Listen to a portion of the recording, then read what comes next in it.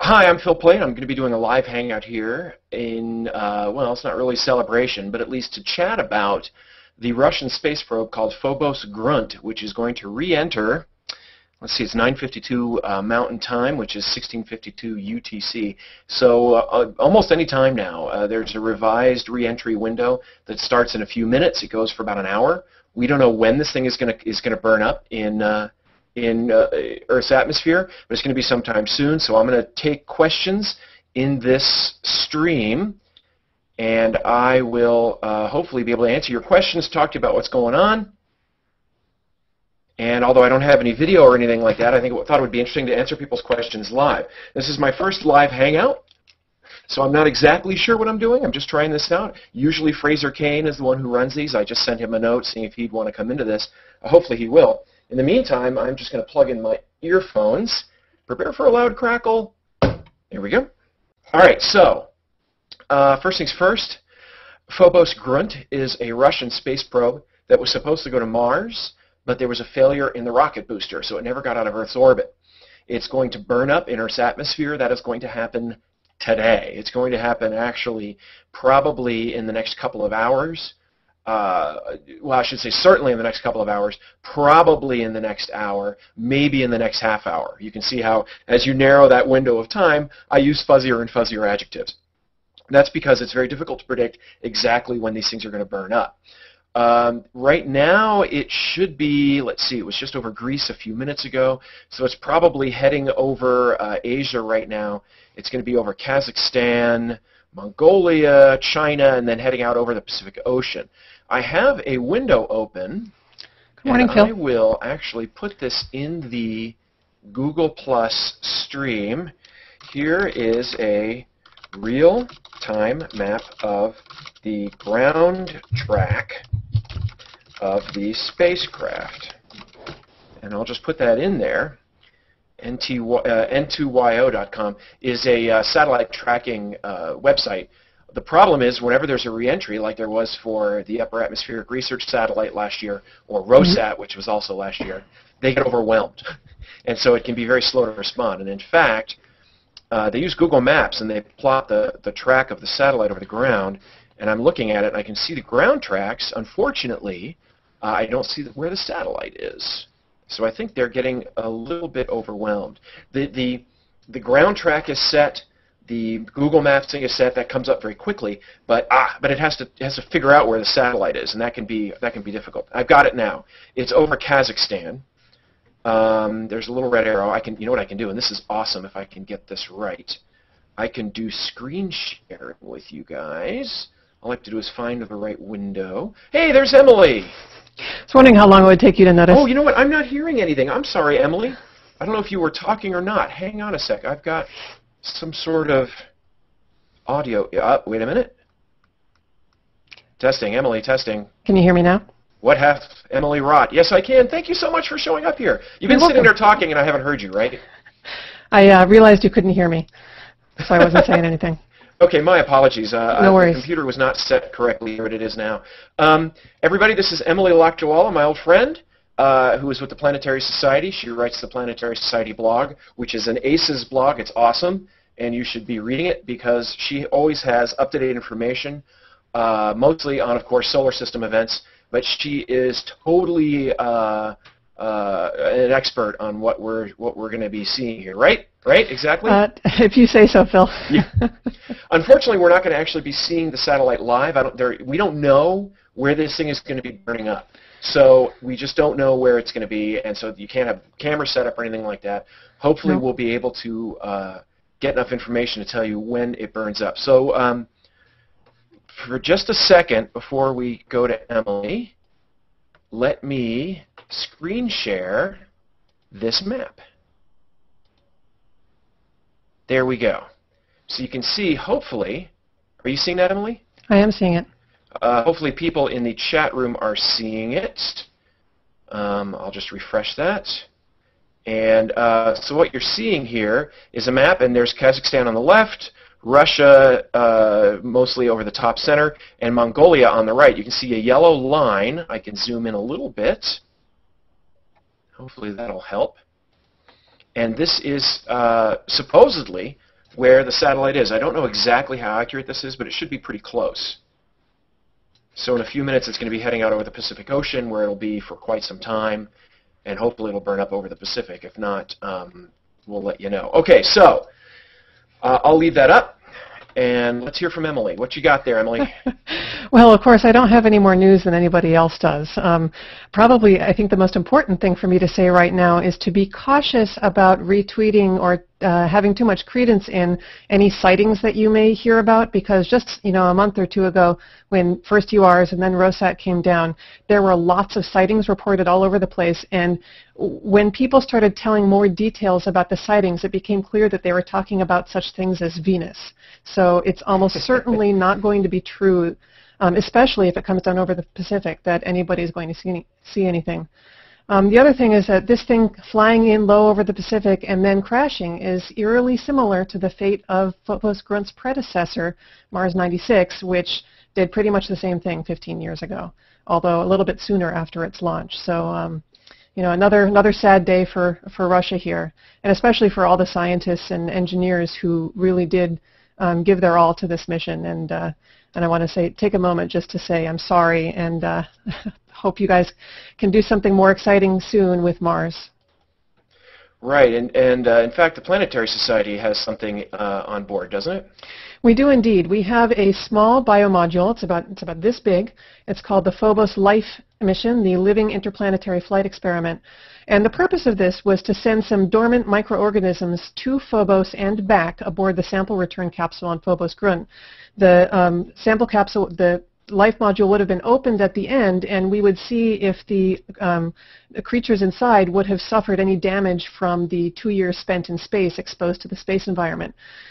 This would have accomplished two things. One is it's a test of what's called the transpermia theory, the idea that life could have originated in one place, been blasted off it by, say, an asteroid impact or something else, and traveled to another place, namely Earth. And it's actually much easier for life to have started on Mars and gotten transported to Earth than life to have gotten started on Earth and get transported to Mars.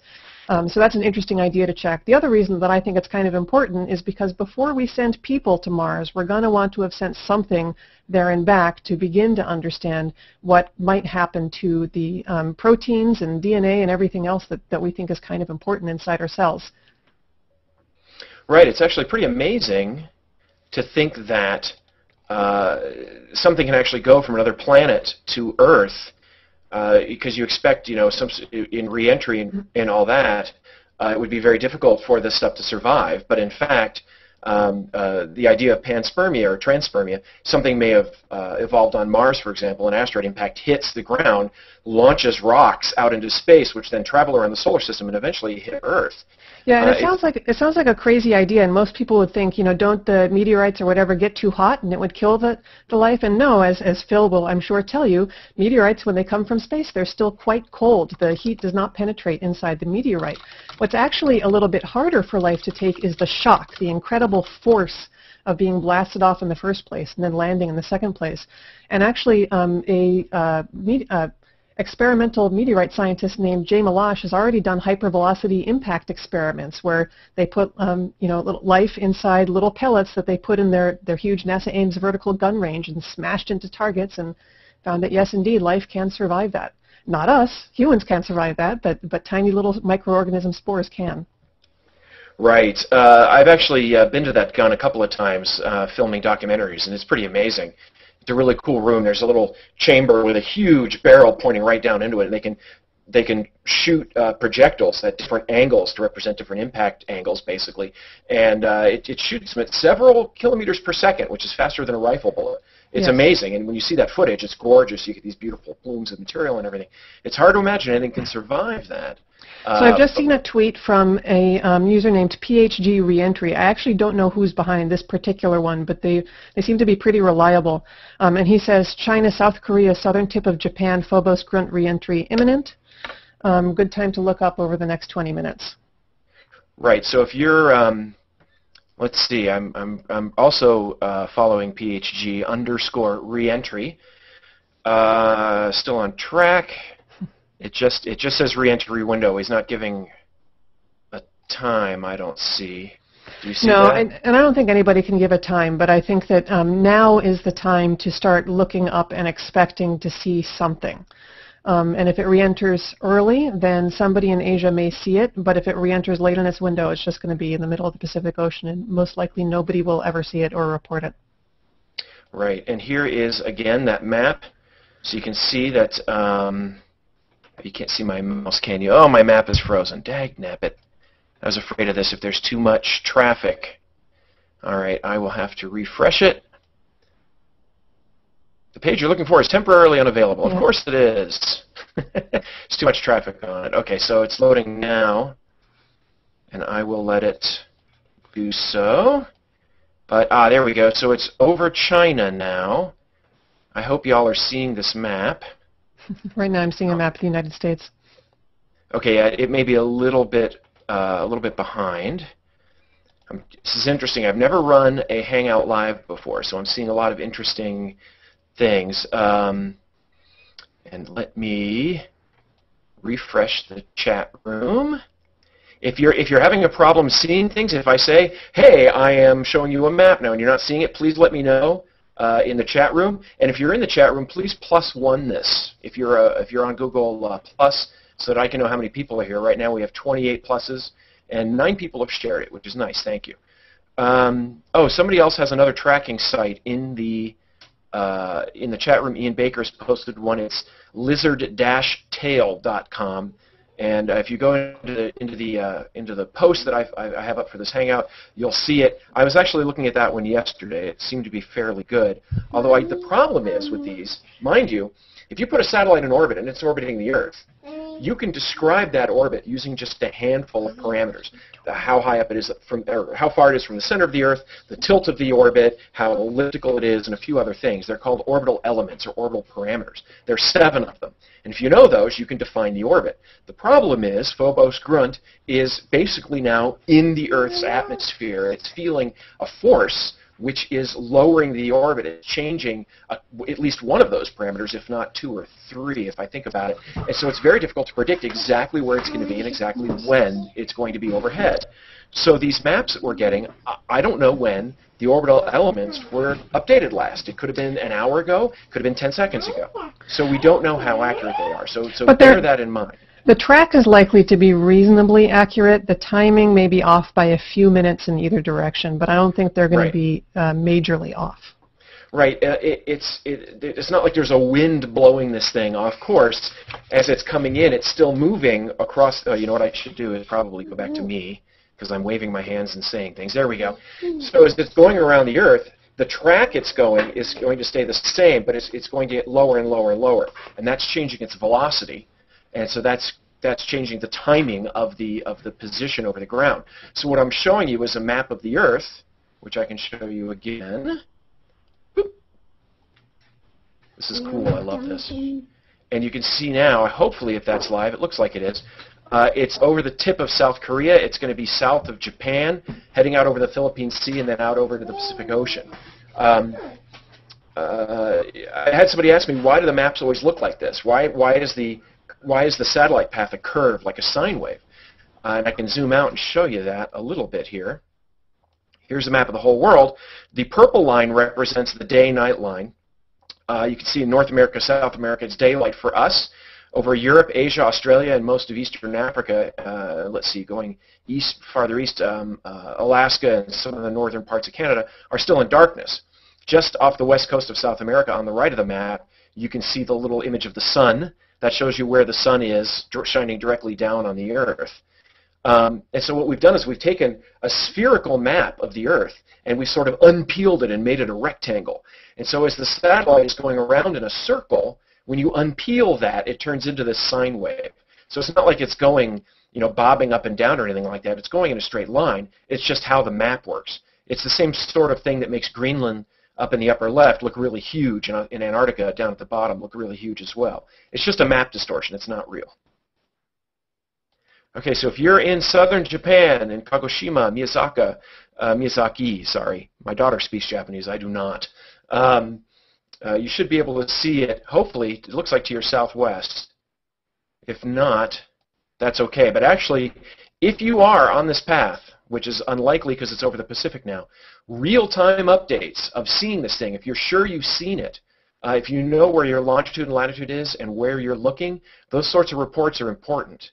You can send them to PHG_reentry on Twitter, and they can use that to figure out where this thing is. You need to watch out, though. People in Japan will only be seeing right now if it's actually a fireball, because it's not in sunlight.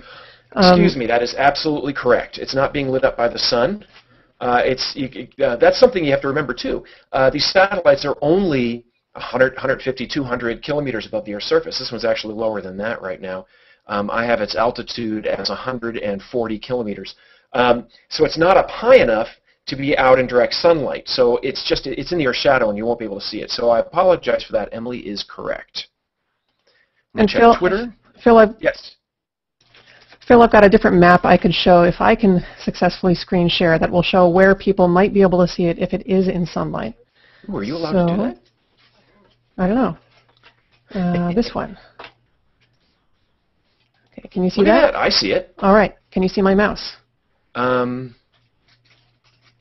No, I haven't seen that map. That's the Roscosmos one, isn't it? I think it is.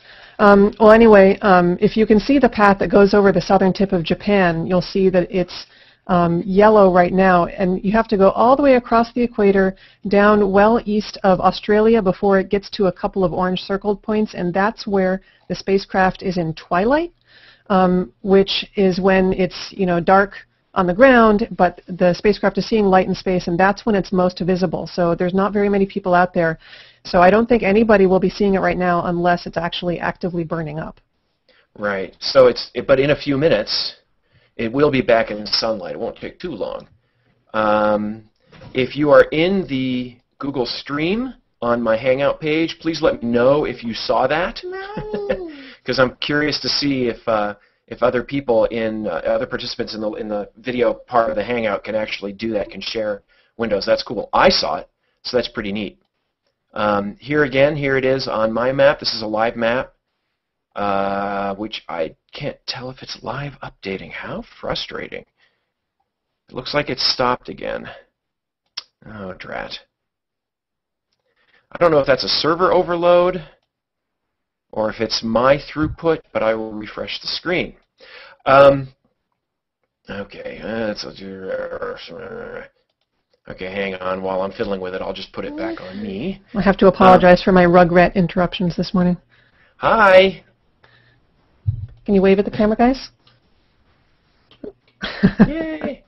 I remember when I saw you in your mommy's belly. Oh, she can't hear me, though. Oh, I can hear you. Right. Here we go. Okay, so, all right, my map is loading. I apologize for this. So yes, here we go. I've got it off the coast of Japan, heading out over the South Pacific. It looks like it's going to be heading east of New Guinea,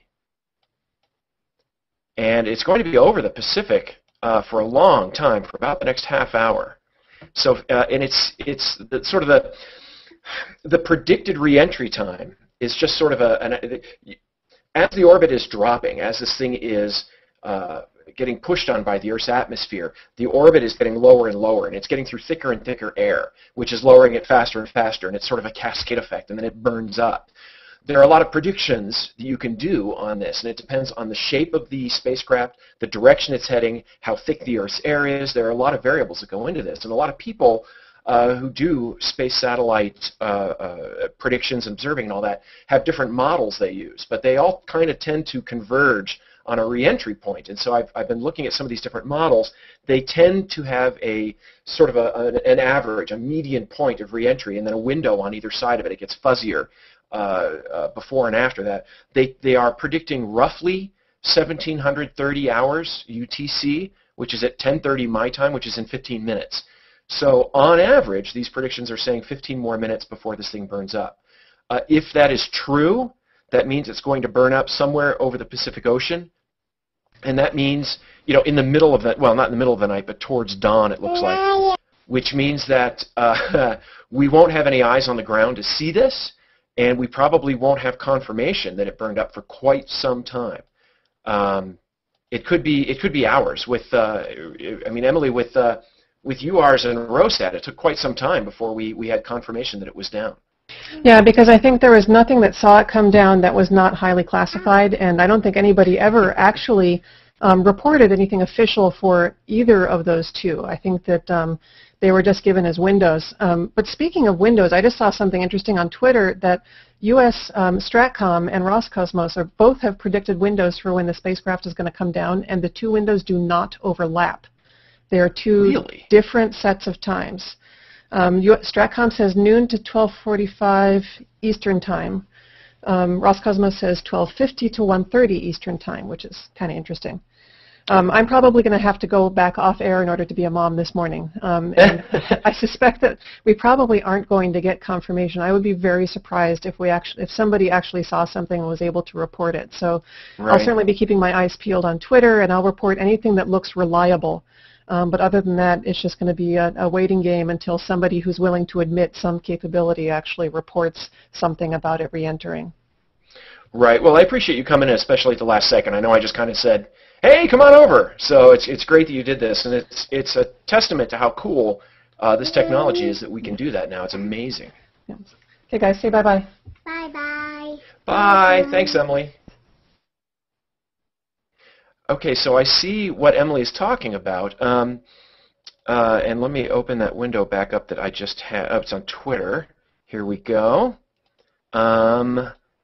Here we are. So I can screen share this. Give it just a moment. Let me put it up full size. Hopefully you all will be able to see this. Screen share. Here's the map. Okay, I'm seeing it now. So these are maps. These are predicted times, as I was talking about. These are all different models by different people. On the left is the height above the Earth's surface in kilometers. So 160 kilometers is 100 miles. And you can see that on the bottom, that's time. And it's basically last night, 14 January, to today, 15 January. Midnight is just left of center. It is 10 a.m. Mountain Time. We are 7 hours behind UTC, so we're at 1717 UTC right now. So you can see that a couple of the predictions, I'm trying to read the legend here. Some of the earliest predictions had it already coming down by now, but most of them have it coming down in the next hour or two. And there are the current estimates here listed. Roscosmos, which is the Russian space agency, has it coming down at 6:30 UTC, which is, let's see, -7 is 11:30 my time. Is that right? 18:30 minus, I'm 7 hours, so it's 1:30 my time. So, excuse me, 11:30 my time, so that's an hour from now. That may have been, that's interesting. I don't know how current that estimate is, because I've seen more current estimates that say 17:30, which is in 10 minutes. U.S. Stratcom, which is a satellite tracking group, has it coming down at 16:11, as Emily said, much earlier. The center of that, let's see, I'm trying to do all this live. It's kind of fun. Let's see, at 14:08, I don't know what all of this means. Looking for a plus minus, January 16:11. To 15 January 1835. So they have, I see what Emily's saying now, right. So U.S. Stratcom has the end of their window as being at 1835 UTC, whereas Roscosmos has that being in the middle of their window. So the two predictions don't overlap terribly well. It looks like, according to this map, Phobos-Grunt's about 120 kilometers above the Earth's surface. So you multiply that by 0.62, and you get about 75 miles. 75 miles is well into the Earth's atmosphere. It's not deep into the atmosphere. It's not like you could go up there and breathe and have a party or anything like that. But the satellite is definitely feeling those forces from the Earth's atmosphere as it's ramming through. It's moving very rapidly. It's moving at about 7 or 8 kilometers per second, about 5 miles per second. A rifle bullet moves at about half to 1 mile per second, depending on what kind of rifle you're talking about. So this thing is actually moving at multiple times the speed of a rifle bullet. So even a little tiny bit of air up there is enough to really slow this thing down. And what happens is as it gets deeper and deeper, it slows down more and more. It drops. It feels more and more force. It's a catastrophic cascade. It builds and builds and builds until it basically feels so much pressure it starts to fall apart. And this is sort of what happens it happens very quickly. There's a huge amount of what's called dynamic stress, a lot of pressure on this thing. So if it were just a steel ball, it would just come down and feel that force. You'd get a gorgeous shock wave off of it, and everything would be fine. But this thing has pieces to it. It has solar panels sticking out. It has instruments sticking out. Those feel a huge force on them, and they will get ripped off as this thing is plowing through the Earth's atmosphere. Not only that, it's actually going to get very hot. And it gets hot not really due to friction. There is some role of friction there. But mostly, the most amount of heat comes from pressure. Imagine if you take a bicycle pump and you pump it really hard a few times, then you feel the tube. It gets hot. That's because there is a law of gas that says that if you compress a gas, it heats up. It can get very complicated, but basically that's what happens. You compress the gas, it heats up. Well, as a satellite or a chunk of rock, for example, like a meteoroid, comes plowing through the Earth's atmosphere, it is massively compressing the air in front of it. It's violently compressing that air. And as it does that, that air gets squished and heats up, and it starts to glow. And that, in turn, heats up the object doing the compressing. So I'll just use Phobos-Grunt as the example. As this thing rams through the Earth's atmosphere, it's going to have a shock wave in front of it, compressing the air. The air is going to get tremendously hot and start glowing. That, in turn, is going to heat the satellite, which is going to start melting. And it's going to break up and fall apart, and these pieces are all going to start glowing. And that's why you see these gorgeous, I hate to say gorgeous, but they are, as these things catastrophically burn up on re-entry. That's what's going on. It's not really friction, like I said, that plays its role. More, it's just the pressure of this thing ramming through the Earth's atmosphere. Now, I'm going to refresh the chat room. It's not really the chat room. It's just my Google Plus Hangout post. And let's see what we got here. Get some questions in here. Everybody's seeing Emily's screen share. That was excellent. Okay, yeah, let me thank Emily Lakdawalla again. She's a science journalist with the Planetary Society, which is a great organization which promotes exploration of space, specifically the solar system exploration. Bill Nye is a part of that. It was founded in part by Carl Sagan. They are a fantastic group. I link to Emily all the time on my blog and on Twitter. She's terrific. People are posting different maps of the ground track of the satellite. That's excellent. I like seeing that. People are asking if this is live. Yes, this is live. It is 10:22 a.m. Mountain Time as I'm speaking. That would be 17:22 UTC, so 12:22 Eastern U.S. time. I know that's just Eastern time, but I like to say Eastern U.S. time, so most of the people who follow me on Twitter and my blog and everything are in the United States, so I just use that. It's easier. Let's see. Oh, I'm not seeing too many questions. There are a lot of questions about the Hangout itself. Okay, I'm going to apologize right away. This is my very first live Hangout. I've done several with Fraser, but he is the one who, Fraser Cain, C-A-I-N. You should be following him on Google Plus as well. He's the one who usually administers this, and he just invites me and I come in. This is the first time I've done this. I decided almost literally at the last minute to do this. So I don't really have that firm of a grip of what I'm doing. So the fact that this is working at all is awesome. I kind of hastily cleaned up my room and made sure this was all working. Let me, I'll give you an overview of the satellite here in just a moment, but I want to look at a couple of other of these windows to see if they're still refreshing live. Man, they're not. This is irritating. Again, I don't know if the servers for these live satellite trackers are being overwhelmed, which is likely, or if I am just pounding my bandwidth here by sending out a live feed, which is making it difficult for my own computer to keep up with these live satellite tracking feeds. Here is one that looks like it's going to work. Let's see. I'll zoom in.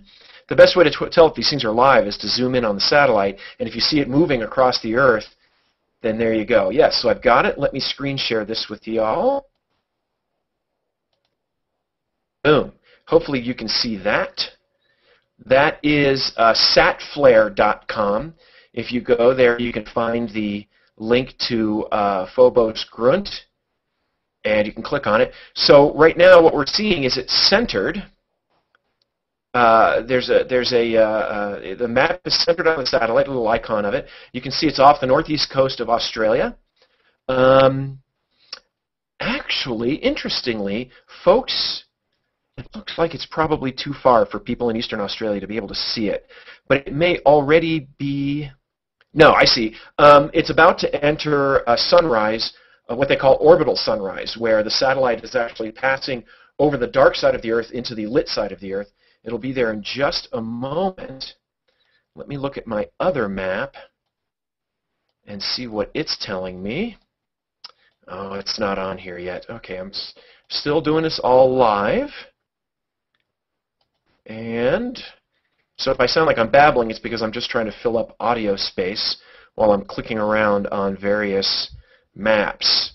So I'm going to kill one of these because it's not updating well, and I'll stick with the satellite map. Now, these maps are based on what are called the orbital elements of the satellite, and those are how high it is off the surface, really how far it is from the center of the Earth, because you're dealing with a gravitational effect. It's an orbit. So you measure how far the satellite is from the center of the Earth, how round or elliptical the orbit is, how it's tilted. You know what? You know what I've got here? You know what I've got here?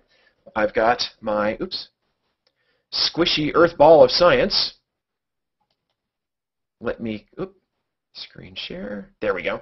My squishy Earth ball of science here. So you have an orbit. As this thing is going around the Earth, where it is depends on several things, like, for example, how far off the surface it is. If it's higher up, it's in a slower orbit.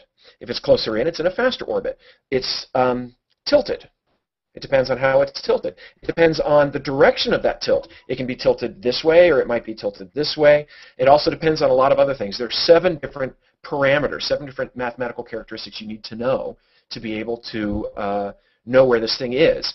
And by putting those into a series of complicated equations, which have actually been known for quite some time, hundreds of years, you can predict where the satellite is. And that's what these satellite tracking maps do. The problem is they're only as accurate as the last time the orbital elements, these orbital parameters, were updated. And right now they're constantly changing. For something like Hubble, for something like the Moon, which also has the same characteristics, or at least it also has these 7 orbital elements, they're different than it would be for a satellite near the Earth, of course. But for something like that, once you know them pretty well, and you can predict where the Moon's going to be for a long time. The problem is, as this thing is plowing through the Earth's atmosphere, it's changing. These orbital elements are changing, and it becomes more and more difficult to be able to predict where it is. Let me check Twitter. I am following a Twitter feed called PHG_reentry. You know what I can do? This is a ridiculously silly way of doing it, but I'll do it this way anyway. PHG_reentry.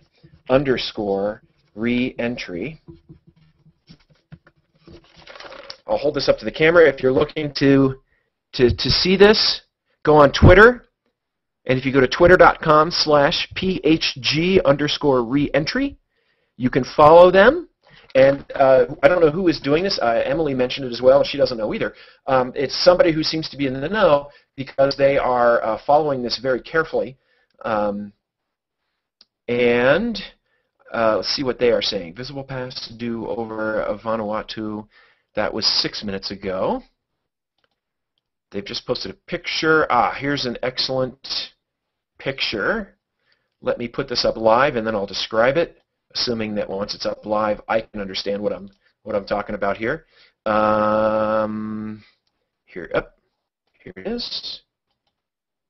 This is really fun, actually. I'm having a great time, which is terrible because this is not a happy event. But I mean, this is fascinating to me that we can do all this, be able to talk about this real time, and do this. So I mean, it's fun in that sense.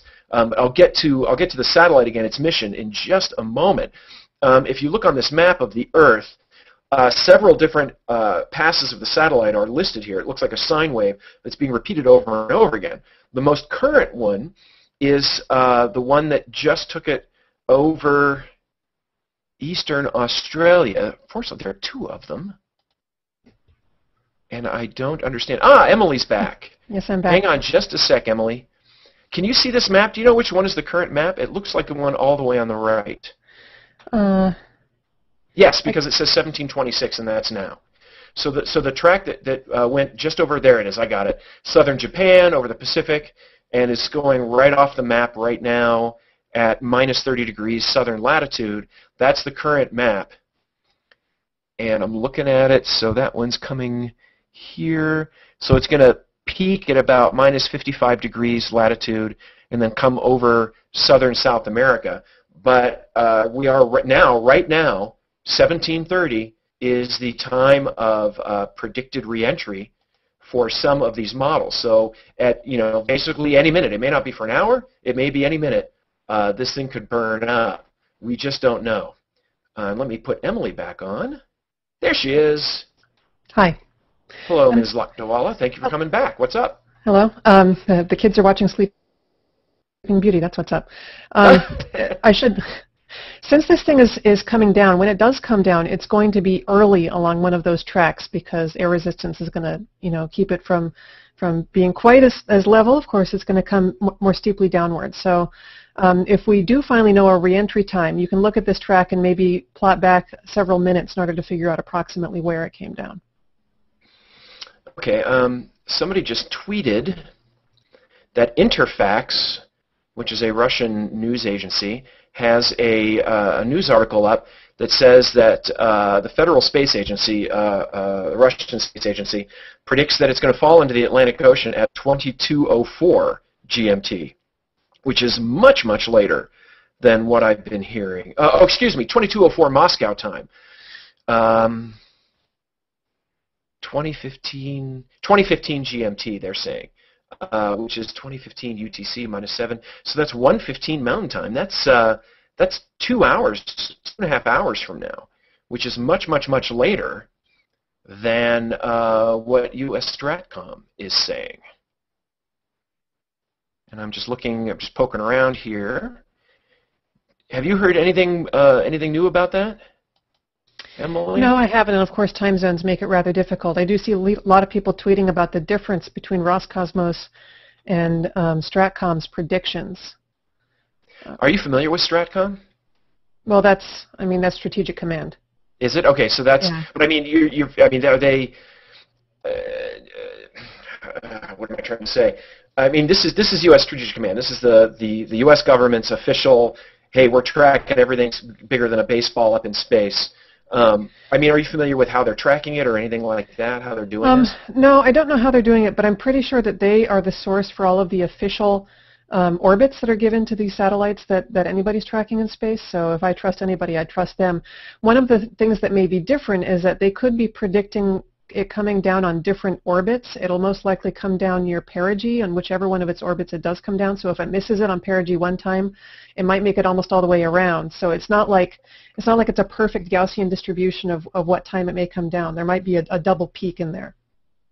I see. So basically, one of the things that one of those orbital parameters I was talking about is how elliptical the orbit is. The other thing is where that ellipse is. If you have I'm sorry for the primitive nature of this.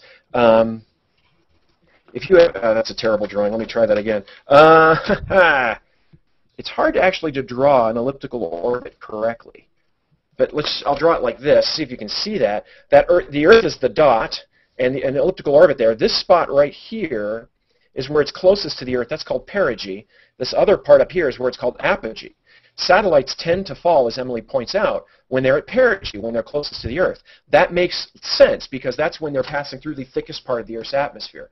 So that's when they're feeling the greatest force, and that's most likely when they're going to drop. So that's why I think that's how they predict, like they say, if they're pretty sure it's going to fall on a certain pass, then the predicted time is going to be somewhere around perigee. Is that correct, Emily? You know more about this than I do. Well, yeah, it would tend to be around perigee, but this orbit is so circular that might not matter as much, and other things may come into play, like how the atmosphere gets inflated on the day side of the Earth, and so on and so forth. So I just checked back. The last orbit I have is from 17 o'clock UT, which is only half an hour ago.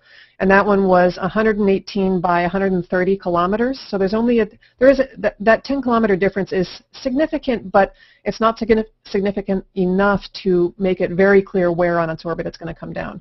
When we can say exactly when spacecraft are going to come in, it's because they're on these much more elliptical orbits, and there's only a very small area in which they can intersect Earth's atmosphere and get to the reentry interface. You know exactly when they're going to come down. But for this one, the orbit's so circular, it's much harder to know. Okay, right. The PHG_reentry Twitter feed is now saying the orbit is about 110 by 122 kilometers. 110 is getting awfully close. Yeah, that's getting to the point where the Earth's atmosphere is getting pretty thick. Yeah. That is fairly circular, but normally a 10-kilometer difference, 6 miles in an orbit, is not that big of a deal. Especially if you're talking about like the moon, which is really far away. But as you get closer and closer to the Earth, that distance becomes critical because the Earth's atmosphere is getting thick on a very rapid basis. So 6 miles higher up, you won't feel nearly as much force, drag, air resistance as you do 6 miles deeper. So that's actually starting to become important, as Emily points out. Getting under 110, I mean, the fuel tanks are supposed to burst at 100 kilometers altitude, so that's what I've heard. You're awfully close. So basically, ROSAT, for example, was an X-ray satellite that was launched back in the 1990s, I believe, and it was a big, heavy satellite. When it came down in many senses as a large chunk. That's not always true. A lot of these things disintegrate. Phobos-Grunt actually has a fuel tank which is filled with hydrazine, which is toxic. The good news is the fuel tanks are going to burst. I assume that's from atmospheric pressure as it's pushing through the atmosphere. It's not? No, it's not. It's because a lot of the time these fuel tanks are made of things like titanium, which are heat resistant, but the fuel tanks on Phobos-Grunt are made of aluminum, which is very far from being heat resistant. So those should be breached almost immediately. And even if, as some people think, the fuel might have frozen, the fact that you're going to have that exposed to the plasma and whatnot of it entering the atmosphere is going to go ahead and just explode this stuff. What it makes me wonder is how much it's going to, in engineering terms, disrupt the spacecraft. Whether it's going to be blown to tiny bits when the fuel goes, or whether there will be parts that manage to survive the explosion. One of the things that is most likely to survive the explosion is the sample return capsule, whose nose is actually pointed down into the spacecraft at the fuel tanks. So if any part of the thing survives, it's going to be the sample return capsule, which of course contains our experiment. A space columnist asked one of our guys this week whether the sample return capsule would float. I don't think so, but it's an interesting question. That is an interesting question because right now it is over, let's see, the southern Pacific Ocean. Even if the hydrazine is frozen, I'm glad you mentioned that. I forgot that the tanks here were aluminum. A lot of the ones that there are fuel tanks that fall to Earth often, actually, typically from Russian rockets, because those are launched over land, and so when they land east of the launch site, and so they're found sometimes, and they're these big titanium balls full of well, they don't have fuel left in them usually. But we find those because they survive, and aluminum is a much more disintegratable metal, I suppose.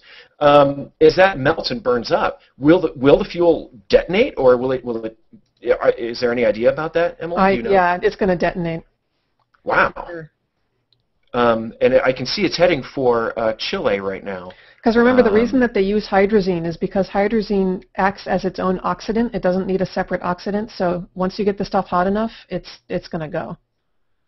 I see. I was just wondering if it was going to burn slowly or rapidly. Oh, well, that I don't know, but I imagine that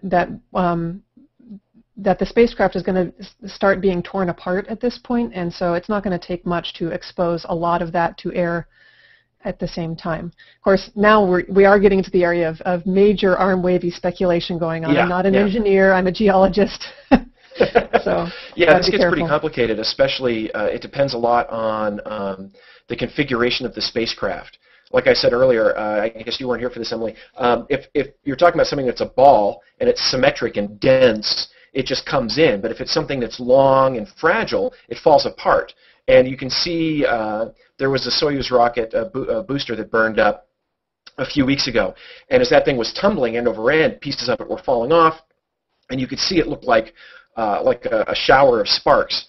That's probably what this will look like. But right now, it's coming in over the South Pacific. I'm looking at, you know what, hang on, I'll screen share this.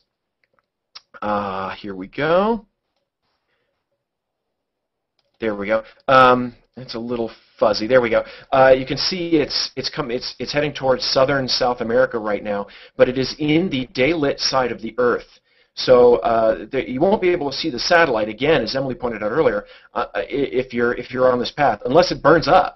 And then it's going to be a fireball in the sky. You might be able to see that, but we have no idea. Now, I want to point out, a couple of people have pointed out on Twitter that in the Interfax article I was talking about earlier, 2200 Moscow time is actually 1800 GMT. I was reading it right off the article. I had no idea what time zone Moscow's in. Oddly enough, not at the tip of my fingers. So 1800 GMT is in fact -7 is 11 o'clock my time. So that in 19 minutes. Yeah, in 19, 20 minutes. So this could happen any time. Remember, these aren't solid predictions. We don't know exactly when this thing's going to come down. As Emily pointed out, it also depends on how puffy the Earth's atmosphere is. Let me go back to us. As the sun heats the atmosphere, it puffs up. If there's a lot of solar activity, it puffs up. And so it makes the atmosphere get bigger, basically. And so as the satellite is plowing through it, if the atmosphere puffs up, there's more material for it to plow through, and that means it'll drop sooner. I seem to remember that with the Solar Max satellite back in the, oh my gosh, the 1980s, was it? And they couldn't predict when this thing was going to come in because I think it was a time of high solar activity, and so the atmosphere was a mess, and they couldn't predict it. I may be misremembering that. I don't remember the 80s terribly well. I think I remember them even less than you do. I'm older than you. Well, let's see. It's in an 87-minute orbit. It still says basically 110 by 122 kilometers. I don't see the argument of perigee. I think that's what it's called. The longitude over the Earth where the satellite actually dips lowest in its very slightly elliptical orbit. 110 by 122 is fairly circular. If you could see this thing, I'm looking on that satellite track. Again, I'll screen share that. Here we go. We're sort of seeing it on the right. You're seeing it edge on, so you're seeing where the satellite is over the Earth, and then you're seeing it looking straight down over the satellite on the left. If you could sort of rotate the Earth and see the satellite's orbit face on, it would look like a pretty decent circle. What are these red dots? Are these observing positions? I don't know what those are on this map, and there's no legend. Lock on satellite, process select center. Beats me. Okay. And I will turn screen sharing off. And let's go back to, unless, Emily, you want to talk a little bit more about satellite. Well, I suppose nobody's mentioning that there's actually another spacecraft attached to Phobos-Grunt, and it's the Chinese are having a bad day today, too. They had a spacecraft called Yinghuo 1, which was going to be a Mars orbiter in an elliptical orbit. Excuse me. They had planned to do atmospheric observations, and also a little bit of trivia. They would have been the only Mars spacecraft in a good position to do good photographic studies of Deimos, the outer of Mars's two moons. So I'm very sad for that reason that the spacecraft isn't going to make it. There are some who blame the Chinese spacecraft for this problem with Phobos-Grunt because the way that Americans solve problems with mass is they throw off instruments. And that's what happened with Dawn and a couple of other spacecraft. The way that Russians solve problems with spacecraft getting too heavy is they strap on extra fuel tanks. And so Phobos-Grunt actually has a donut-shaped, pile of fuel tanks attached to the bottom of it that provides enough fuel for the thing to get to Mars and do all of the orbital maneuvering that it needed to do. And that may partially have been to blame for their inability to regain contact with the spacecraft once it failed to get on its way to Mars. And also, it's just added to the complexity of the mission. Of course, this is not the Chinese's fault. The Russians could always have said, sorry, the spacecraft's too big, we just can't do it anymore. But they elected to try to go ahead with what was an incredibly complex mission. I don't think most American observers expected the mission to succeed completely. I don't think anybody expected it to fail so early. I would have considered it a huge success if they had gotten their lander down onto Phobos. That was really my highest hope for the mission. Getting anything back would have just been ridiculously awesome. But I am pretty sad that they didn't even get out of Earth orbit. Right. Phobos is a really interesting object, and it's very low density. It's got all kinds of interesting surface features on it, grooves and craters and all kinds of things. Some of these, it has lines, it has crater chains on it, and I've heard ideas that these may have actually been debris from impacts on Mars that Phobos has plowed through, which I think is crazy and so cool if that's right. Phobos is so small that it has a very low escape velocity. If it gets hit by something at a typical impact speed, the debris just goes away. But if something hits Mars, then debris goes up into space, and Phobos can plow through it, and that will leave these crater chains. I don't think that's very well understood right now. Although Emily would know better. The guy who's come up with this idea has actually made a pretty convincing case for it, in my opinion. He's mapped the fact that the grooves are all kind of in parallel sets that don't seem to cross the center line of Phobos. They're parallel to each other, but not to anything on Phobos. And also, as you follow them around the shape of Phobos, they start getting more glancing type impacts as you go around to the sides, and then there's none on the back of Phobos. On the side that the trailing hemisphere, there's none of those grooves. So that and a number of other things, observations that he's made, in my opinion, has made a very convincing case that these things are impact chains from Mars impacts. So that's amazing to me that can happen. But again, Phobos is a really interesting object. We don't know that much about it, and it would have been great to have a lander go there, and especially to return a sample, which was one of the plans for this mission. But even just simply getting there, getting close-up pictures would have been great. And now we're going to have to wait for some other mission to do that. Actually, I want to screen share something here again. This SatFlare website has this is an old map of the Phobos-Grunt orbit around the Earth from November, but you can see that it was in a very low orbit. This is not a lot of satellites. When we talk about low Earth orbits, we're talking low Earth. On this scale, the Earth is about 13,000 kilometers, 8,000 miles across. The Earth's atmosphere is razor sharp on this, so you can see that this thing is not that high off the surface, and the orbit looks very elliptical. And I can scroll up a bit. A couple of people on Twitter mentioned that these red dots on this map represent potential satellite observing sites. And if you hover over them, here we go. That's neat. I wonder if that's actually somebody observing it or somebody who's just logged onto this website. Because it's got my latitude, it's got the latitude and longitude of Boulder here. So I don't know if that's if this is actually people looking at this at real time or not. But it's about to go over Chile and Argentina.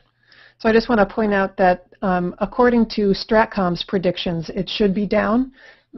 According to Roscosmos predictions, it is getting into its into the window, into the reentry window. So it's hard to know who to believe at this point.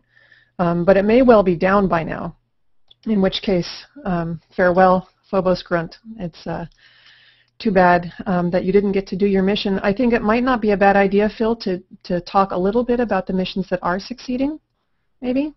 Because there's an awful lot of them out there. Sure enough. And you're the expert here. One of my favorite missions that's gone to Mars at all is actually the Mars Global Surveyor. Now, you're a geologist, of course, so for you, you want, I guess, wheels on the ground. I study astronomical imaging, so I love these high-resolution maps taken from space. But I'm not even sure how many Mars missions are currently operating right now. There are, there's 5 if you count the one that's on the way. So the oldest one currently in orbit is Mars Odyssey. That arrived in 2001 and is still doing a lot of imaging and also providing the main data relay for the Opportunity rover that's sitting on the surface. There's 2 more orbiters up there called Mars Express, that's the European one, and Mars Reconnaissance Orbiter, that's the one that takes the 25-centimeter resolution images of just amazing features on the ground. And MRO is my favorite, yeah. And then Curiosity, the gigantic rover Curiosity is on her way to Mars right now. Ah, okay. I may have said Mars Global Surveyor. I meant MRO, although MGS.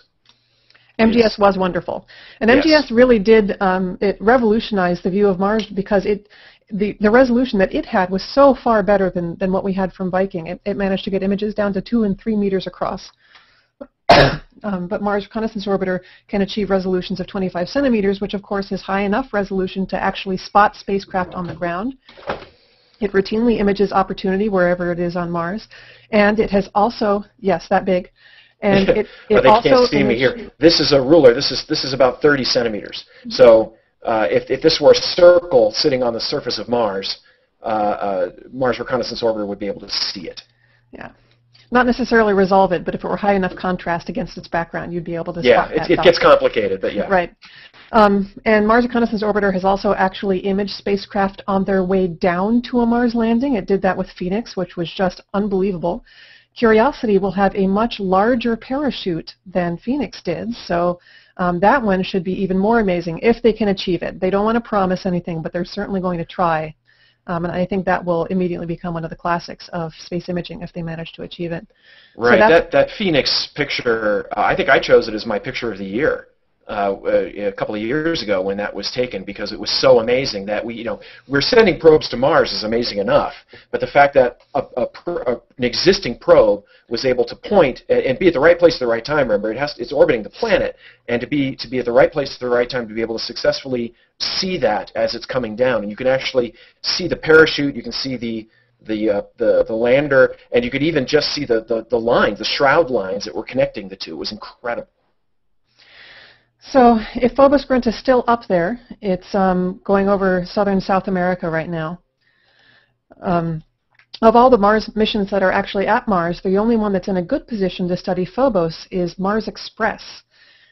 Phil, do you know why? Here's a pop quiz for you. Of all the ones to see, I'm sorry, Phobos?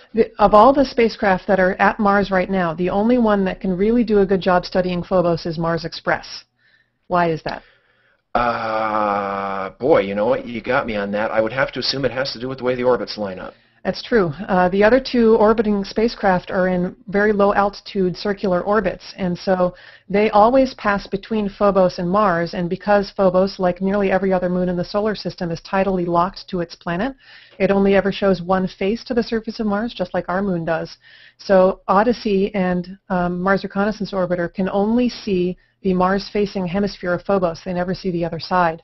Mars Express, on the other hand, has a very elliptical orbit, and every I forget what the cadence is. Every few months, they have a series of orbits that pass quite close by Phobos, and they've been able to map all sides of it.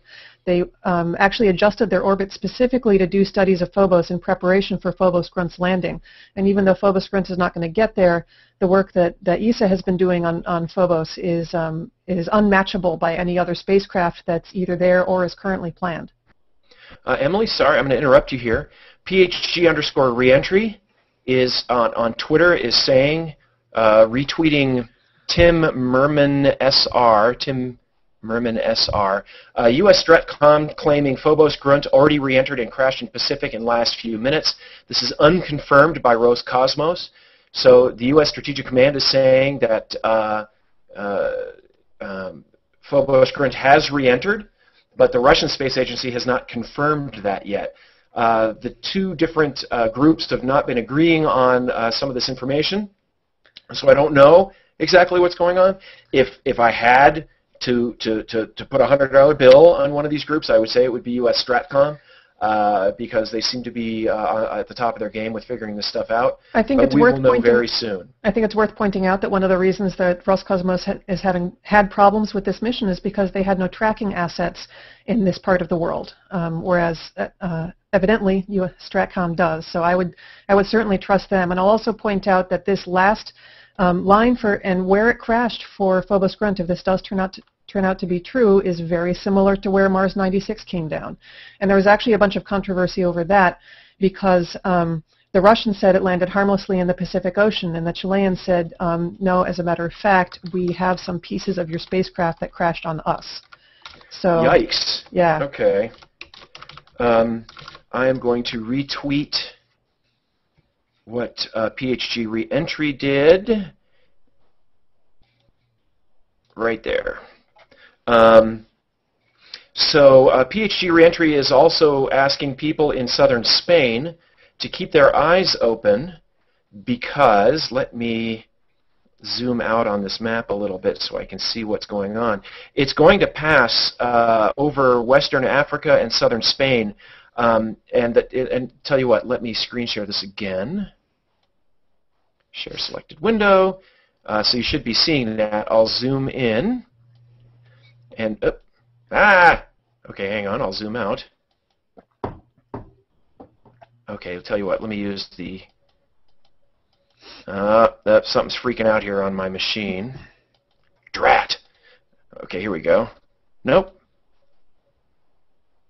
I don't know what it's doing, hang on. Here we go. Just had to clear it. You might be able to see this if I zoom in. As it passes over North Africa, Northwest Africa, and southern Spain here, it'll just be moving from daylight into darkness. So it'll still be hopefully lit up by the sun a little bit. People will be able to see it, Gibraltar and those areas there. So it's possible that if they don't see it, then they will be able to confirm that it's down. So in other words, a negative observation becomes confirmation that that Phobos-Grunt has actually re-entered. We still don't know yet, but it does seem that it's very likely that it's down. As Emily points out, U.S. Strategic Command does have satellites and observers on the ground, I would assume at least, that can try to nail this thing down, whereas the Russian Space Agency doesn't. Frank Marcus, who is an astronomer, has just reported that it's currently raining in southern Spain, so probably no chance for a visual sighting of Phobos-Grunt, even if it's still up. Okay, that's a bummer. All right, well, as we've been saying, it's entirely possible now that Phobos-Grunt has re-entered the Earth's atmosphere, is down, has burned up. If it did, it would have been possibly over the Pacific Ocean off the west coast of Chile, but we have no confirmation of that. I'm not sure how we could get confirmation of that. It's unclear to me.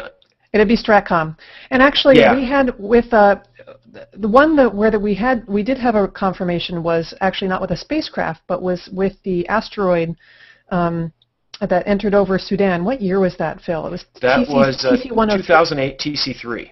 2008 TC3. Thank you. 2008. Gosh, was it already 3 years ago now? Wow, 3.5 years.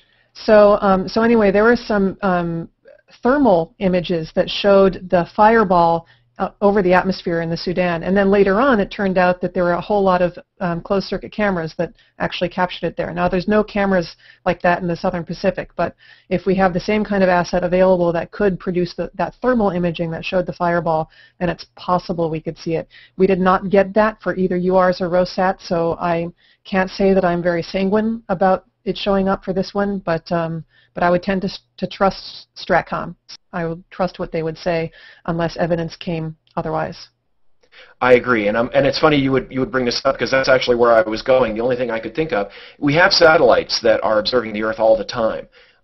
They may not have the resolution to see this as it comes in. They also may not be looking in the right wavelength. In visible light, it's especially over the daytime side of the Earth, it may not be bright enough to see. I'd have to think about that. But certainly in the infrared, where hot things glow brightly, that's where you want to look. And this asteroid, which was only the size of an easy chair, like a meter or two across, it was discovered literally a day before it came into the Earth's atmosphere, burned up over the Sudan in eastern Africa. And the only, as far I didn't know there were webcams. I don't remember hearing about that. The only observation I saw was that thermal image that came in. It was just a dot, and that's all they saw. There are a couple of security cameras in convenience stores somewhere in the Sudan, things like that, and they actually caught a flare. I think there were 2 of them. This is something I was saying years ago. As cameras become more prevalent, now everybody walks around with a camera, right? You're going to see more and more of these, and in fact, when the Russian booster that brought astronauts to the space station a few months ago, that burned up over the Netherlands and that area of Europe. There unbelievably clear and gorgeous video of that as this thing burned up, because so many people just have nice cameras. So we're seeing that more and more, and it's great because you can triangulate with that. If you know where the person was and you know what direction they're pointing, and in many cases, a couple of the videos I saw, as they were moving the camera, you could see Jupiter and a couple of stars, and you can just nail where the track of this thing was. Unfortunately, as Emily's pointed out with this, that's probably not going to be possible unless Tom Hanks is floating in a raft. With TC3 also, there was a visual sighting by some pilots in just a regular passenger flight. But again, this is a pretty uninhabited area, the Southern Pacific, and there's not very many, I think, international flight paths that pass in this area. So again, hopes for that are pretty dim. Okay, Interfax, according to Twitter person ES5NHC, Interfax is saying that it is down in the Pacific Ocean. Let me click on that. And actually, the RIA Novosti news agency has just tweeted that the Russian military official has said that the debris has fallen down in the Pacific Ocean. Again, take it with a grain of salt, but at least it's word out of Russia. Interfax.ru says it dropped at 21:45 p.m., which I assume is Moscow time, in the Pacific Ocean. Russian Defense Ministry Colonel Alexei Zolotukhin says this. According to the calculations of the Main Intelligence Center Space Situation Forces, ASD, the fall of fragments of the device Phobos-Grunt was going to happen at 21:45 in the Pacific Ocean. But that sounds like that's predicting, not saying it did.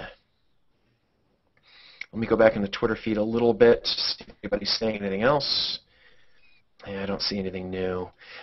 This is a really unfortunate circumstance for all of this. You hate to see missions like this fail for a lot of reasons. I've worked on, I'm not even sure how many spacecraft now I've actually done some work on, whether it's working on the spacecraft itself. I worked on a Hubble camera, calibrating it, making sure it was working properly even before it was built, to doing education and public outreach on what's now Fermi and Swift, New Star, which launches, I believe, this year, and a handful of others. When you work on a satellite, it's your baby. I mean, you're working on this thing, and you become so attached to it because you're putting so many hours and weeks and years of your time into it, and that's just you. You know, there's a team of dozens, sometimes hundreds of people working on this for years. They've dedicated basically their careers to this, and it is heartbreaking to know that it's not going to be able to do what you want. It was tough enough. I was just starting my PhD in 1990, and when they launched Hubble, I was so excited to get my data, and I remember getting it, looking at it, and going, "It's really fuzzy," and then finding out, yeah, the mirror's out of focus. And so for years, Hubble couldn't focus very well, and that was hard enough. At least it worked. It could point at things and take data, and we could use it, even though it was tough. To know that your mission is actually stranded in Earth orbit, or doesn't work on its way, or gets there just, I mean, even worse would be, you know, what happened to Beagle, to get all the way to your destination and then crash. I can't even imagine with Mars Observer. The first U.S. return to Mars since Viking. Mars Observer disappeared 3 days before it was to arrive at Mars. That's pretty awful. And the Polar Lander. Yeah. And it's right at the moment of landing. Yeah. I mean, it was a Polar Lander. The last I heard is that there were a couple of different systems to slow it down that hadn't been tested together, and so there was basically a catastrophic failure of the lander's slowdown. It just crashed into the surface. I think even partial success can be heart-wrenching. The one that I'm thinking of is Huygens, which was a very successful lander. The probe landed on Titan. It returned some amazing photos, fantastic data, a data set that's unequaled. But there was one problem, and that's that they had forgotten to include a command on the Cassini spacecraft to turn ultra-stable oscillator to receive the data from the Doppler wind experiment aboard Huygens. And the thing that was the most heart-wrenching about that is because the Doppler wind experiment's broadcast was the one thing we could detect on Earth while Huygens was descending. So we knew that that instrument was working while Huygens was going down to the ground. Then it got down to the ground, we got all the data back, and the data from that instrument when it came back was all zeros. And that was because the ultra-stable oscillator on Cassini had not been turned on. So they're able to recover a little bit from what they got transmitted direct to Earth. But they had made this really what seems like a very stupid error. I mean, clearly a lot of things have to happen in order for an error like that to get through. But I remember the guy who was in charge, the project manager of Huygens, just being, he was an Italian guy. He said, "I feel like Janus. On one side, I am so happy. On the other side, it is terrible failure." You know, and just that kind of that combination of feelings was just heart-wrenching to observe. Yeah, it can be very tough, and it also goes to show you that getting to Mars is hard. It's kind of funny. You think, well, it's one of the two nearest planets to the Earth. How hard can it be? And the answer is hard. Getting to Mars is difficult for a lot of reasons. One of which is that it has an atmosphere that is thick enough to use parachutes, but let's see if I get this right. It has enough gravity that it makes it easy or hard to use retro rockets. Have you heard this, Emily? You have to use rockets and parachutes. You have to use a combination of things. Yeah, Mars is the hardest thing to land on because it has an atmosphere that's thick enough to make re-entry very hot, but too thin to effectively slow you down. So it's actually easier to land on Earth because the atmosphere is thick enough to slow you down before you get to the ground. Mars, it's just thick enough to be a problem because you have to account for the atmospheric heating as you come through, but it's not really thick enough to slow you down effectively. Of course, Phobos-Grunt wasn't going to have this problem. They were going to do kind of a lot like they were going to sort of rendezvous with Phobos in its orbit and sort of gently touch down because Phobos is orbiting Mars. It's a very small body, has hardly any gravity. So at least Phobos-Grunt wouldn't have faced that problem, but it did have a very complicated series of orbital maneuvers that it was supposed to do. Phil, I'm seeing on Twitter a lot of people reporting news out of Russia that all fragments fell in the Pacific Ocean. I feel like I should add a caveat here. My experience with past news on Phobos-Grunt is that all of these reports, although they seem to be coming from different agencies, they're all going to have been based on that Interfax report that you said. So it's not independent sources. It's probably all coming from that one source. Right. I'm seeing the same reports. PHG_reentry, this mystery person who has been tracking this, also says the same thing. He's quoting, or he or she is quoting from that same article and saying, seeking further detail right now. So just trying to figure out what's going on. It's fairly likely. It's 1808 right now, UTC, Universal Time. So it is fairly likely that Phobos-Grunt has, in fact, burned up in the Earth's atmosphere by now, but we're not 100% sure. I don't know if we're ever going to get any reliable information about what exactly led to Phobos-Grunt's failure. I think that a lot of people were predicting failure based on the complexity of the mission, especially since Russia hasn't actually ever gotten successfully to Mars. But it's interesting that the thing that seems to have caused the immediate failure was not the spacecraft itself. It was the second stage, which was it was based on the Fregat, which is actually a pretty reliable part of the Russian launch vehicle stable, but it was a modified one that was supposed to operate somewhat autonomously. And it's apparently that part of the spacecraft. It wasn't the Mars spacecraft. It was the upper stage, the propulsion part of the spacecraft, which was actually supposed to stay connected to Phobos-Grunt all the way to Mars and was supposed to send it back to Earth. And it's that component that failed to send it onto Mars. Who knows if the Phobos-Grunt spacecraft itself could have succeeded? We'll never know. Right. Getting anywhere into space, the most cost-effective way if you're building a rocket is to do it in stages. It takes a certain amount of fuel to get it. Well, it takes a certain amount of energy to propel something into space, and that the amount of energy depends on how much weight you're carrying. And if a rocket is filled with fuel, as you're burning that fuel, you're carrying pieces of the rocket that you don't need anymore. So the idea of staging, I've got 2 batteries here. You can imagine, as this thing is shooting up into space, I'll try to hold these so you can see it. Imagine these as 2 separate containers of fuel. Once this bottom one is out of fuel, you let go of it, and then you're not carrying that weight anymore. So you do separate stages to get yourself to orbit. The first stage of Phobos-Grunt took it into orbit around the Earth. The second one, and then it dropped away. The second one was going to take it to Mars. The second one or the third one? It was the second stage? It was no, actually it was the third stage. The Zenit had 2 stages. That's what I was thinking, and it was the third stage that failed. Yeah. It's getting hard to keep track of all of this stuff. We cry doom and gloom about the budget cuts and everything, and it's all true. But the truth is, we are still launching a lot of stuff into space, and it can be hard to keep track of it all, and the individual components of each one. It was the probe got into Earth orbit, and it was that final stage which was going to ignite and send it to Mars, and didn't work. This happens. There's what's called a Pegasus booster, which is actually launched from an airplane. It's a much smaller rocket. They drop it from an airplane and it shoots off. And there have been a couple of failures of probes due to that. This is a difficult business. And as Emily and I were saying earlier, getting to Mars is hard. She was pointing out, the atmosphere is thick enough to cause a problem, but not thick enough to be useful. You can slow down your spacecraft some using basically ramming it through the Martian atmosphere. You can deploy a parachute to slow it down more, but that you'd need an enormous parachute to be able to soft land on the planet. So you also have to have some other thing to slow you down. For example, retro rockets. Literally just rockets so that it lands like the lunar lander did back in the Apollo mission.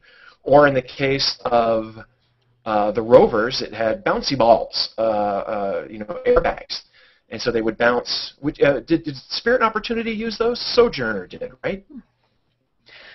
Yes, Pathfinder did. Sojourner was a tiny little experiment carried aboard the Pathfinder lander. I always feel like I have to speak up for Pathfinder because everybody forgets what was really the actual mission, and Sojourner was just kind of an add-on. But yes, Pathfinder landed in airbags. Both Spirit and Opportunity landed in airbags. Curiosity cannot because it was just way too large, way too heavy.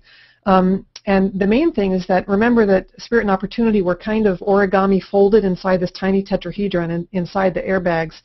To have a lander large enough to contain Curiosity, that thing would have been 3 times the size of Curiosity. We don't have a rocket that can launch anything that big. So Curiosity needed a new way to land on Mars. I'm looking at a RAA Novosti, a Russian news story about the demise of Phobos-Grunt, and one thing that I'm noticing is that there is actually a named Russian Defense Ministry official saying that it fell in the Pacific. It's pretty rare to see people actually named, and so that I give a lot more credence. I consider it much more reliable than reports that name unnamed sources, because a lot of reports out of Russia name unnamed sources, but this one quotes a Russian Defense Ministry colonel, Alexei Zolotukhin. And so I would take that as being pretty reliable. And I think, Phil, I'm actually going to have to take off and do other weekend duties. Right. But I want to thank you for inviting me today. Thank you so much for taking time out of your weekend to talk to us about all this. It seems that it's probably time to wrap up anyway. I'll stay on for a few minutes and answer people's questions as best I can. Emily's the expert. I'll try not to make any mistakes. I'll just wave my hands and be very vague and say, some Mars probes did this instead of specific ones. Emily, again, thank you very much. You're welcome. Thanks for the invite. I really appreciate it. And I expect over the next day or so you'll probably have a detailed wrap-up of all this on the Planetary Society blog where you write pretty much every day. That's right, planetary.org/blog. Stay tuned. All right, thanks, Emily. Thank you.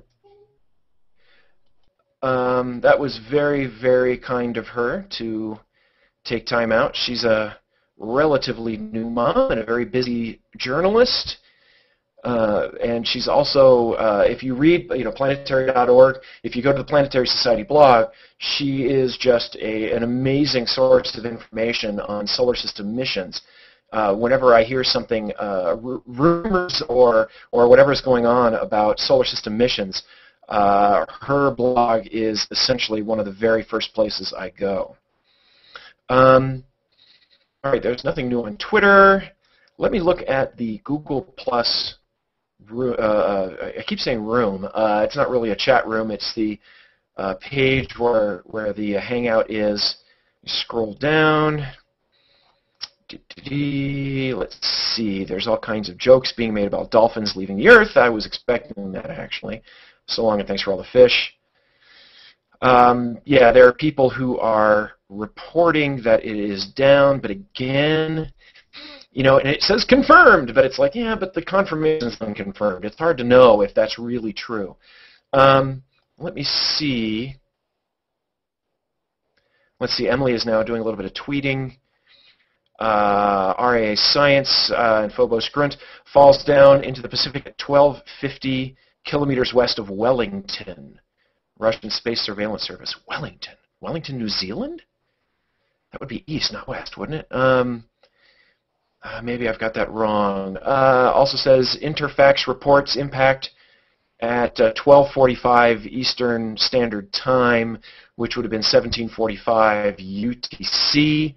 That would have been over the Pacific Ocean off of the west coast of Chile. Let me go to... Oh my gosh, I've got so many windows open right now. How does Fraser do this when he runs these Hangouts? I'm learning quite a bit. The satellite now should be... it should have already just passed Spain. Let me zoom in.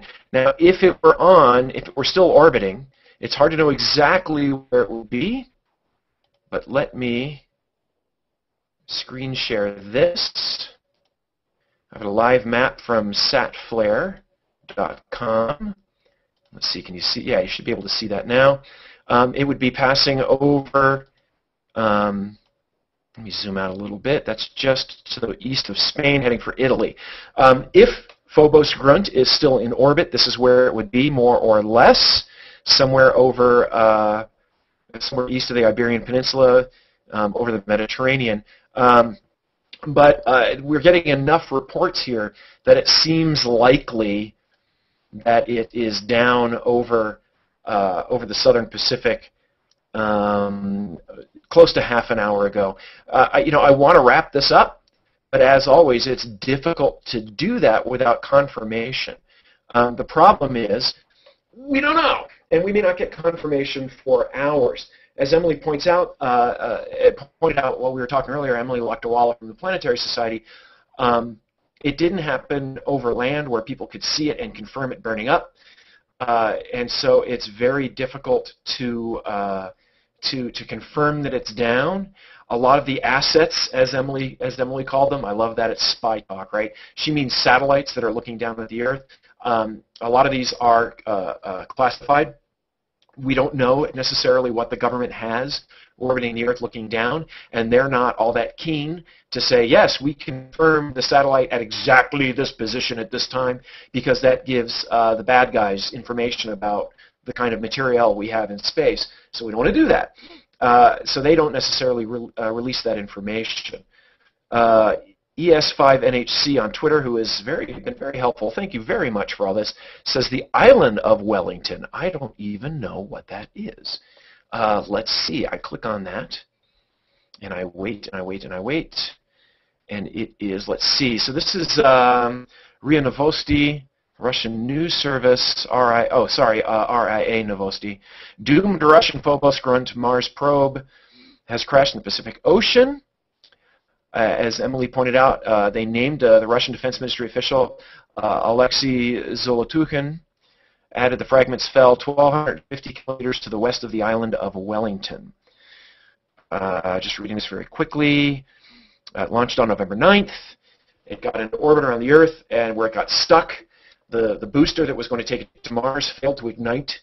And basically, even though it was in an orbit that was close to 100 miles above the Earth's surface, there is thin atmosphere up there, extremely thin. It would be considered a vacuum to you and me, but to a satellite that is continuously plowing through it, it basically steals orbital energy, lowers the orbit. As the orbit lowers, it gets into deeper and deeper atmosphere, and it slows. I don't like to use the word slow because that gets confusing.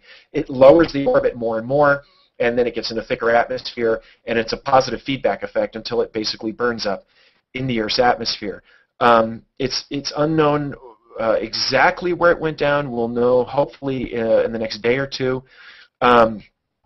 Most of the weight of this satellite was fuel, which is hydrazine, a toxic chemical, but that probably burned up high up in the Earth's atmosphere.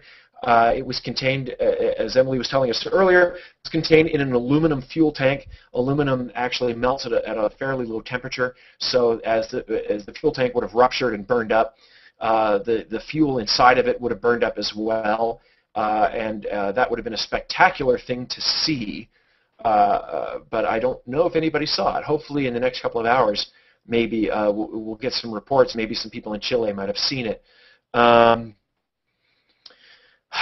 Just looking on Twitter, trying to keep up with everything that's going on. Emily's now going offline. And there's not a lot I can tell you right now. It seems very, very likely, if I were a betting man, and I am, I love playing poker, it's down by now. It is down. It was predicted to go down more than 40 minutes ago, almost an hour ago now. See, it's 20 after. So yeah, 45 minutes ago was one of the predicted entry times. So most likely, it's down. It probably burned up over the southern Pacific, off of the coast of Chile. For those of you who are in the UK, Spain, Italy, and all of that, it should have passed over your position if it were still in orbit. I heard it was raining in southern Spain, but be aware that if you do see something, it's not necessarily Phobos-Grunt. As a matter of fact, it's very unlikely it is. Go to heavens-above.com, heavens-above, heavens-little line above.com. You can put in your latitude and longitude and see what satellites are visible at a given time, and that way you can make sure that you're not seeing something that's something else. I went out looking for it last night, saw several satellites. None of them was Phobos-Grunt. It turns out Phobos-Grunt didn't pass over my position last night. And this happens sometimes. I had been checking some satellites in a different place in the country and forgot to reset to Boulder. So when I was looking up satellites, it turns out I was looking for a different location. And that matters, right? As a satellite's orbiting the Earth, if you're in one spot versus another, you're going to see a totally different view of the satellite, or one place might see it, one place won't. So I saw several satellites, none of them was Phobos-Grunt.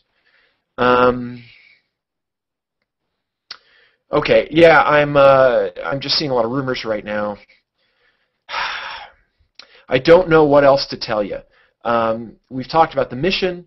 We've talked about the failure of the mission, which is really unfortunate. And I knew I wouldn't have any live video of this, but it was just, I was expecting it just to be me chatting about it. I'm very glad that Emily Lakdawalla from the Planetary Society was able to come in. Her expertise on this was much appreciated by me. I have a fairly general knowledge of these Mars missions and sometimes some specific knowledge, but since she writes for the Planetary Society blog, her knowledge is very specific and was able to help a lot in describing what was going on. I guess the last thing I'll talk about here is sort of a wrap-up. What's next? Well, we've lost satellites before. We lost the Upper Atmospheric Research Satellite last year, as well as ROSAT, the Röntgen satellite, a German X-ray astronomy satellite, and now Phobos-Grunt. It most likely broke up over the southern Pacific Ocean. The hydrazine tank would have either exploded or burned completely. There is a capsule that was designed to be brought back to Earth. If it was oriented correctly, as Emily was talking earlier, and I'm paraphrasing what she said, any mistakes here are mine, not hers necessarily, but it's possible it could have fallen in the ocean. I have no idea if they'd be able to recover it or not. I doubt it. I really, really doubt it. It would be nice if they'd been able to. As always with these missions, a failure is a learning experience. You know, this sucks. This is terrible that we lost this mission, which would have done an amazing amount of science. And actually, the engineering of this mission was interesting as well, since it was going to land on the Martian moon Phobos and return a sample of it, which is something that's never been done. We learn from these mistakes. When something goes wrong, hopefully that goes into our database. It goes into our arsenal of knowledge that we can then use for the next time. The people who build these rockets, you know, they're gonna find another job. Hopefully, there is going to be the next mission. Curiosity is on its way to Mars right now.